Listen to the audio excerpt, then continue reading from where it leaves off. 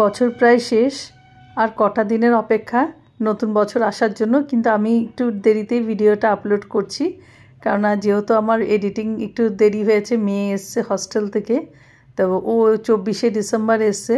তা বুঝতেই পারছো, এতদিন পর মেয়ে যখন হস্টেল থেকে এসছে, অনেক কিছুই থাকে মেয়ের, মানে কথা শোনা, গল্প, ভালোবাসা, সব কিছু মিলে অনেক কিছুতে দেরি হয়ে গেছে। আর ও আলুর শাক খেতে খুব ভালোবাসে, ওর জন্য আমি স্পেশালি আলু গাছটা বসিয়েছি। তা আজকে আলু গাছের আলু শাকগুলো তুলবো। এমনি ইঁদুরে খেয়ে নিচ্ছে, তার মধ্যে আলু শাকটা ওর জন্যই বসানো হয়েছে। তো এর আগে আমরা একবার খেয়েছিলাম, তা আজকে আবার আলু শাকটা তুলছি। আর আমাদের সিম্বুকে দেখো, এখান থেকে ও দাঁড়িয়ে লোক দেখতে ভীষণ ভালোবাসে। তা ওর দেখা দেখি আবার লিও আসে দেখতে। এতগুলো আলু শাক দেখো তুলে নিলাম। আজকে পুঁই মেটুলিটাও করব, আজকে শুধু এই দুটোই করব, পুঁই মেটুলি আর আলুর শাক। এই দিয়ে গরম গরম ভাত খাওয়া হয়ে যাবে। পুঁই মেটুলিও তোলা হয়ে গেছে, চলো এবার রান্না করি। কিভাবে রান্না করি তোমাদের সাথে শেয়ার করি। আলুর শাকটা আগে রান্না করব। তেলের মধ্যে একটু রসুন দিয়ে দিয়েছি ছেঁচে।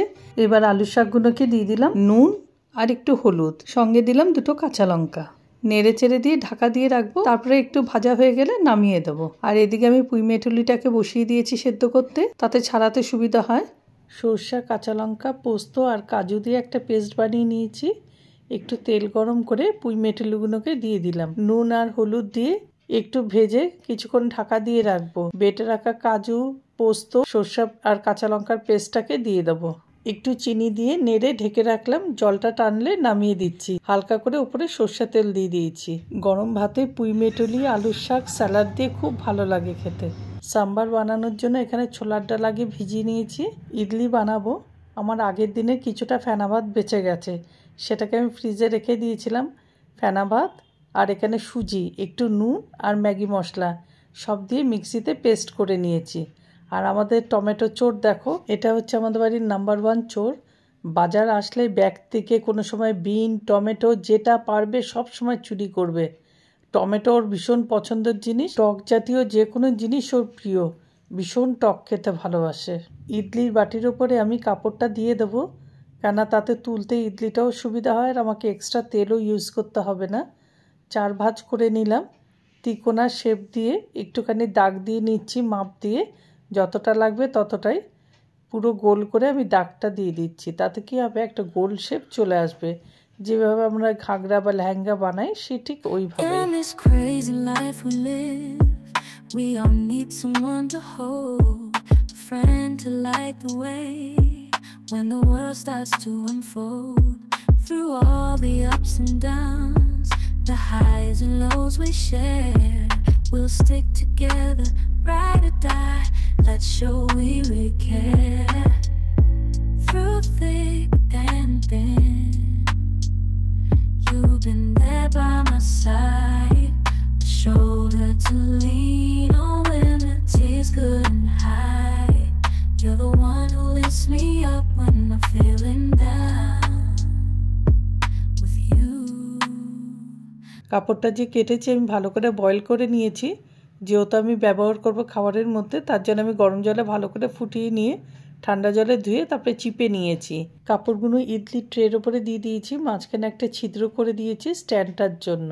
ইডলির ব্যাটারটা আমি 10 মিনিট রেস্টে রাখার পরে এখন বেকিং সোডা দিয়ে দিচ্ছি। পুরো ভালো করে অ্যান্টি ক্লকওয়াইজ নাড়তে হবে। ইডলির ট্রের উপরে কাপড়টা রেখেছি, তার উপরে আমি ব্যাটারগুলো দিয়ে দিচ্ছি। একটা একটা করে সাজিয়ে নিচে গরম জল দিয়ে একটা স্ট্যান্ড দিয়ে ইডলি কুকারে দিয়ে স্টিম হওয়ার জন্য রেখে দিলাম। সাম্বারের জন্য আমি ডালটা সেদ্ধ করে নিয়েছি আগে, আর তেল গরম হতে বসিয়ে দিয়েছি। সব ধরনের সবজি আমি ছোট ছোট করে কেটে নিয়েছি, একটু হালকা করে ভেজে নিয়ে ডালের সাথে মিশিয়ে দিচ্ছি। সঙ্গে দিয়ে দিলাম একটু সাম্বার মশলা, একটু নুন, হলুদ দিয়ে ভালো করে একটু নেড়ে চেড়ে দিচ্ছি। আর একটু তেঁতুল দিয়েছি। এবার পাকা তেঁতুল, কাঁচা তেঁতুল যেটা হোক একটা দিলেই হলো। তরকার জন্য একটু সরষা তেল দিলাম, সরষা ফোড়ন, শুকনো লঙ্কা আর কারি পাতা দিয়ে ডালের সাথে ভালো করে মিশিয়ে দিলাম। এদিকে দেখো আমার ইডলি হয়ে গেছে, আর কিছুটা ব্যাটার দিয়ে আমি আপ্পে করলাম। গ্রিন চাটনির জন্য আমি এখানে ধনেপাতা, অল্প একটু পুদিনা, 2টো কাঁচা লঙ্কা, 4-5 কোয়া রসুন, জল ঝরিয়ে রাখা টক দই, অল্প একটু চিনি আর একটু বিট নুন, একটু লেবুর রস চিপে দিলাম। পুরোটাই এবার ভালো করে মিক্সিতে পিষে নেব। প্লেটে সাজিয়ে দিলাম ইডলি, আপ্তে, সাম্বার আর গ্রিন চাটনি। এটা যেমনি হেলদি, হাইজেনিক, খেতেও খুব টেস্ট আর পেটও ভরে যায় খুব তাড়াতাড়ি। আমার ছোট মেয়ের দেখো আকাশ বেকিং সোডা দিয়ে ও পিঙ্ক টি বানিয়েছে আমাদের জন্য। এক একটা কোথায় কি দেখে আর পুরো এক্সপেরিমেন্ট করতে থাকে। হস্টেলে তো ম্যাগি তৈরি করতে পারিনি, ওখানে অ্যালাউ নেই, তাই বাড়িতে এসে ম্যাগি বানানো শুরু হয়ে গেছে। বানাবে কি, শুধু প্লেন এমনি ম্যাগি বানালে হয়? কত কায়দা করবে দেখো, রসুন দেবে, আরও ওর মনের মতন কী সব তৈরি করবে, কোথায় কি দেখে সেই সব দেখে দেখে এক্সপেরিমেন্ট করবে। চোরটাকে দেখো দাঁড়িয়ে রয়েছে কিছু পায় যদি চুরি করার জন্য। লিও যদি চুরি না করে ওর ভাত হজম হয় না। চলো ভিডিওটা এখানেই শেষ করছি, দেখা পাবে আবার নেক্সট ভিডিওতে। টিল দেন বাই এভরিবডি, সবাই সুস্থ থেকো, ভালো থেকো।